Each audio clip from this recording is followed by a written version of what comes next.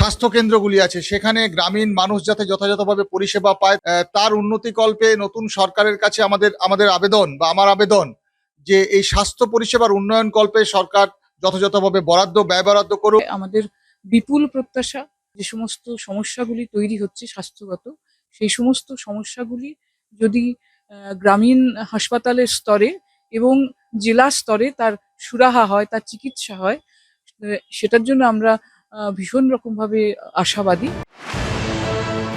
চড়ছে প্রত্যাশার পারদ। সোমবার মুখ্যমন্ত্রী শুভেন্দু অধিকারী নেতৃত্বাধীন সরকারের প্রথম পূর্ণাঙ্গ বাজেট পেশ হবে। বেলা 12টায় 2026-27 অর্থবর্ষের বাজেট প্রস্তাব পেশ করবেন অর্থমন্ত্রী স্বপন দাশগুপ্ত। রাজ্যে প্রথম বিজেপি সরকারের প্রথম বাজেটে স্বাস্থ্য, শিক্ষা, কর্মসংস্থানে থাকবে কতটা জোর? শিল্পায়নে থাকবে বড় কোনো চমক? সামাজিক সুরক্ষা, কৃষি এবং পরিকাঠামো উন্নয়নে কতটা বাড়বে বরাদ্দ? আগামী 22 তারিখ আমাদের রাজ্য বাজেট হবে। এই বাজেটে পশ্চিমবঙ্গের মানুষের যে প্রত্যাশা আছে আমাদেরকে কেন্দ্র করে, সেই প্রত্যাশাও আমরা পূরণ করার চেষ্টা করব। সূত্রের খবর, সরকারি কর্মচারীদের ডিএ নিয়ে বড় ঘোষণা করতে চলেছেন অর্থমন্ত্রী স্বপন দাশগুপ্ত। আশায় বুক বাঁধছেন সরকারি কর্মীরা। ডিএর বিষয়টাকে নিয়ে বলেছিলেন যে কারেন্ট ডিএ, যেটা এখন বর্তমানে 42% বকেয়া, তার একটা বড় অংশ মিটিয়ে দেওয়া হবে। আমাদের ভরসা আছে তার প্রতি, এবং আশা করি যে প্রতিশ্রুতি তারা দিয়েছিলেন যে পশ্চিমবঙ্গের কর্মচারীরা ভবিষ্যতে এআইসিপিআই অনুযায়ী মহার্ঘ ভাতা পাবেন, সেটাকে যদি দিতে হয় তাহলে এই 42%টাকে যত দ্রুত সম্ভব মেটানো প্রয়োজন। সরকার যে দৃষ্টিভঙ্গি অন্তত আমাদের সাথে দেখিয়ে রাখছেন, তাতে এই মুহূর্তেই অনেকে বলছেন যে পথে নামার সময় হয়ে গেছে। আমরা সেটা মনে করছি না। আগামীকাল বাজেট আমরা অধীর আগ্রহে অপেক্ষা করে আছি। 1 জুন 2026 মাননীয় মুখ্যমন্ত্রী আমাদের সঙ্গে বৈঠকে বসেছিল রিগার্ডিং এই ডিএর ব্যাপারে। তিনি নিজের মুখে বলেছে যে বিগত সরকার চিরকুটে যে ডিএটা ছুঁড়ে মেরেছে সেটা আমরা করব না। আমরা 22 তারিখ অর্থাৎ আগামীকালের কথা বলেছিল সেই সময়, যে বাজেটে আপনাদের একটা গুড নিউজ দিতে চাই। বেতন কমিশন গঠন করতে হলে আমাদের 42% মহার্ঘ ভাতা বাকি আছে, অর্থাৎ 18% দিয়েছে, 42% বাকি আছে।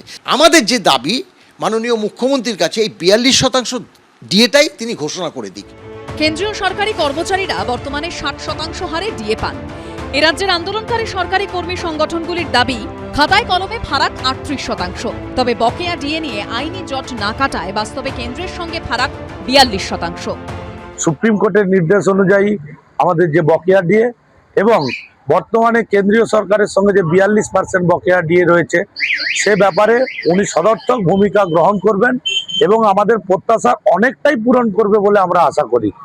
এই সরকারের কাছে আগামীকালের বাজেটে আমাদের প্রত্যাশা থাকবে এই যে বিপুল পরিমাণে বকেয়া ডিএ, এটা কত দ্রুত পরিশোধ করার পরিকল্পনা বাজেটে থাকবে, এই প্রত্যাশা আমরা করছি।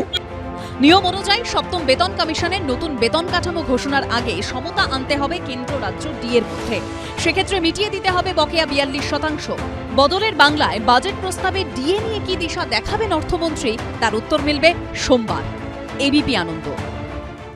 এবিপি আনন্দ, এগিয়ে থাকে, এগিয়ে রাখে।